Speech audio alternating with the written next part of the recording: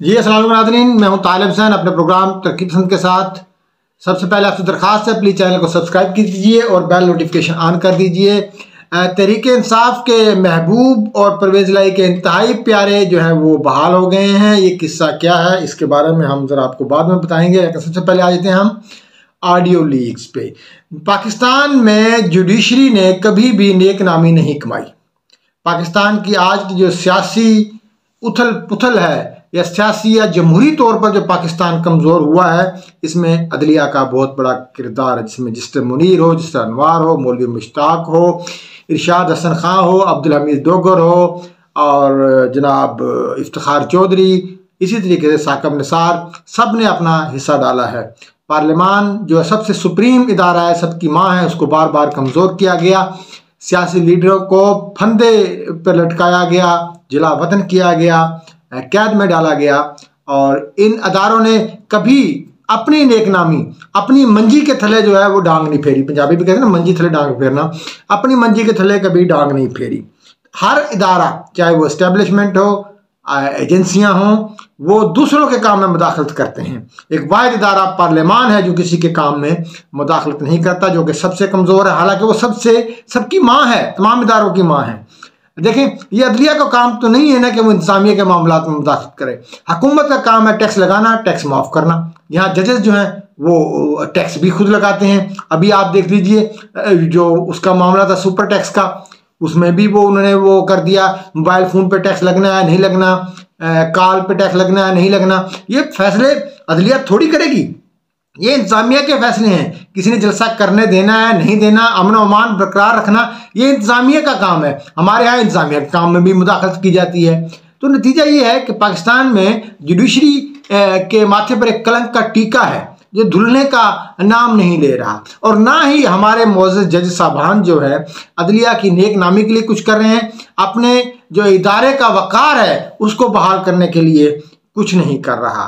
तो इसी तरीके से मैं आपकी तवज्जो दिलाऊंगा, कल 3 धमाका खेज ऑडियो लीक्स हुई। ऑडियो लीक्स होती रहती हैं। जो एक दूसरी पार्टी होती है एग्रीव्ड, वो इससे इनकार करती है और इसकी जो है वो ओरिजिनलिटी पे शक करती है। और बहरकैफ ये तो हुकूमत का काम है और हुकूमत पाकिस्तान में मौजूद नहीं है। हुकूमत नाम की कोई चीज़ कभी भी नहीं रही। तो 3 ऑडियो लीक्स हुई हैं, ये तीनों परवेज़ इलाही की हैं। एक ऑडियो लीक्स में वो जहांगीर झोजा जो वकील हैं उनको कह रहे हैं कि यार प्लीज़ बेंच जो है ना आप उसको उसके पास लगवा दें। वो जो है अपना जो मज़ाहिर लकवी सुप्रीम कोर्ट के जज हैं, बड़े अच्छे आदमी हैं, मेरे तलक वाले हैं। फिर और यही बात दोहराई जा रही है सुप्रीम कोर्ट के जो वकील हैं, ये गालिबन सदर भी हैं आबद ज़ुबैरी साहब, उनके साथ भी जो परवेज़ इलाही की गपशप चल रही है उसमें भी यही तज़किरा हो रहा है, प्लस गुलाम मोहम्मद डोगर का जिक्र आ रहा है। और फिर अगले दिन जो बेंच बनता है उसमें मज़ाहिर लकवी साहब मौजूद हैं, ठीक है ना जी। मज़ाहिर लकवी साहब उस बेंच में बैठते हैं और जो है उन्होंने जो है उसको अपने बहाल कर दिया डोगर साहब को, ठीक है ना जी। तो ये सारा किस्सा है इलेक्शन कमीशन का जो मामला है उसको लेकर के देख लीजिए। जो तीसरी वीडियो है उसमें मज़ाहिर अली लकवी और परवेज़ इलाही की अपनी ऑडियो लीक हो गई है। तो मज़ाहिर अली लकवी साहब जो हैं उससे गुफ्तगू कर रहे हैं परवेज़ इलाही साहब से, और इसी तरीके की जो वीडियोज़ हैं वो मुतअद्दिद बार जो है आती रहती हैं हमारे यहाँ। अभी कहा जा रहा है कि और भी बहुत सारे जजेस की जो वीडियोज़ हैं, अमीर हसन भट्टी जो कि अफजल साई के ससुर हैं, वो परवेज़ इलाही के साथ मिलते जुलते हैं, जिनकी वीडियोज़ मौजूद हैं। तो जजेस को बाकिरदार होना चाहिए। जब वो अपने एक मनसब पर फायज हैं तो उनकी न्यूट्रलिटी नज़र आनी चाहिए, उनके फैसलों में नज़र आनी चाहिए, ना कि उनके रिमार्क्स में। अब जजेस रिमार्क्स देते हैं वो टेलीविजन के जो है वो टिकर बनते हैं। तो ये बड़ी एक बदकिस्मती वाला मामला है पाकिस्तान के साथ, और पाकिस्तान का जो कानूनी निज़ाम है वो दिन ब दिन कमज़ोर होता जा रहा है। हम तौहीन अदालत पे तो एक्शन लेते हैं, लेकिन डिफेमेशन के जो कानून है, मतलब हत्या की इज्जत के कानून हैं, उनको मजबूत नहीं करते। अब किसी पे इल्ज़ाम लगा दें आप चोरी का और उसकी करैक्टर असैसिनेशन के करें तो उसका फैसला साल नहीं होता, 10 12 साल उसके फैसले नहीं होते, ठीक है ना जी। अगर पाकिस्तान में डिफेमेशन का कानून मजबूत हो और उसके फैसले बर वक्त हों, 5-6 माह के अंदर हों, तो कोई मसला भी ना हो। अब आप यूके में देख लीजिए ना, नवाज शरीफ और शहबाज शरीफ ने मिलियन पाउंड कमा लिए हैं सिर्फ तौहीन अदालत के केसेस में। नासिर भट्ट साहब हैं, नवाज शरीफ के कार खास हैं, उन्होंने हर चैनल पे दावा किया और हर चैनल से उन्होंने अपना मुकदमा जीता और जुर्माना भी लिया और जो है वकील की फीस भी ली। तो ये पाकिस्तान में क्यों नहीं हो सकता? अगर पाकिस्तान में ये डिफेमेशन का कानून मजबूत हो जाए तो पाकिस्तान में मेरा ख्याल है कि 70% जो मसाइल हैं, जो एक दूसरे पर इल्ज़ाम लगाते हैं, हम जो झूठ की फैक्ट्री हमने बनाई हुई हैं, ये बंद हो जाएगी। तो नाज़रीन, एक तो यह मामला था मज़हर अली नकवी के हवाले से। तो सुप्रीम कोर्ट को चाहिए कि फिलफौर उनसे इस्तीफ़ा ले और तहकीकात करे, और कम से कम इतना ज़रूर होना चाहिए कि उनको तमाम बेंचेस से अलग कर दें जब तक कि तहकीकात नहीं होती। और हुकूमत को भी चाहिए कि वो कार्रवाई करे, सुप्रीम जुडिशल काउंसिल में इसका केस भेजे और जजेस को इस मामले से तौबा करनी चाहिए। पहले आपको याद होगा मलक कयूम साहब होते थे, इंतकाल कर गए आज, इन्ना लिल्लाहि व इन्ना इलैहि राजिऊन। जब उन पर उनकी ऑडियो लीक्स हुई थी तो उन्होंने इस्तीफ़ा दे दिया था विद इन 24 आवर। लेकिन यहाँ जो है बेशर्मी के साथ जो है हम कुर्सियों के ऊपर बराजमा हैं। पाकिस्तान में इस वक्त अदलिया का किरदार जो है बड़ा ही भयानक है। इमरानडू कोर्ट बनी हुई है ये।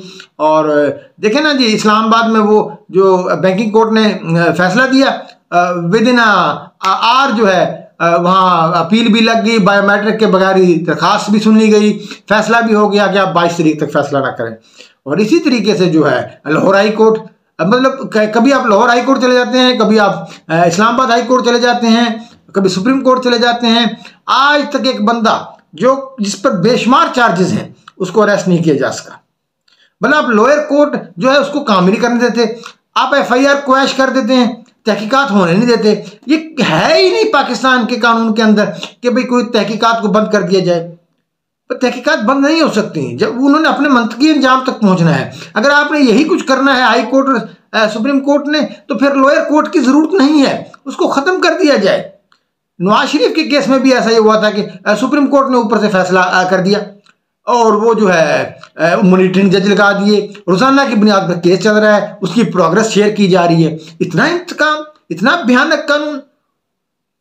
तो अब क्या हो गया है? अब इंसाफ का तराजू जो है वो बराबर होना चाहिए, एक तरफ झुका हुआ नहीं होना चाहिए।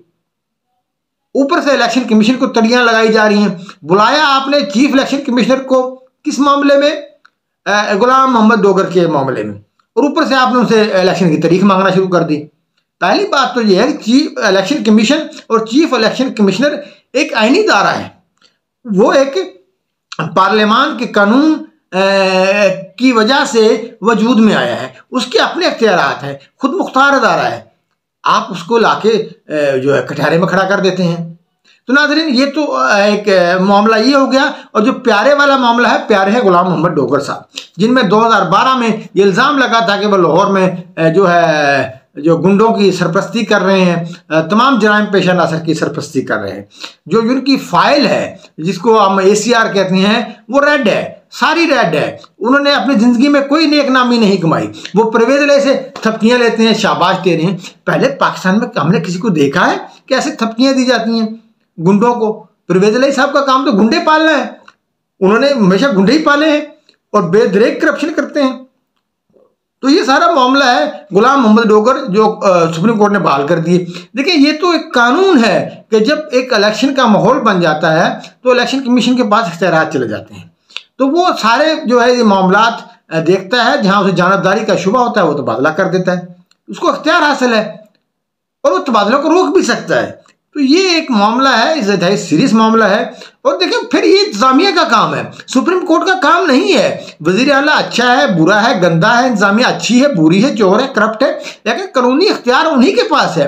अदलिया के पास इख्तियार नहीं है कि फलां जगह पे फलां अफसर लगाएं, फलां जगह पे फलां अफसर को ना लगाएं। तो माजरत के साथ ये कानून के साथ जो खिलवाड़ जारी है, इससे पाकिस्तान मजीद कमज़ोर होगा। तो नाज़रीन, अब तक के लिए इतना ही, इजाज़त दीजिए। अल्लाह हाफिज़।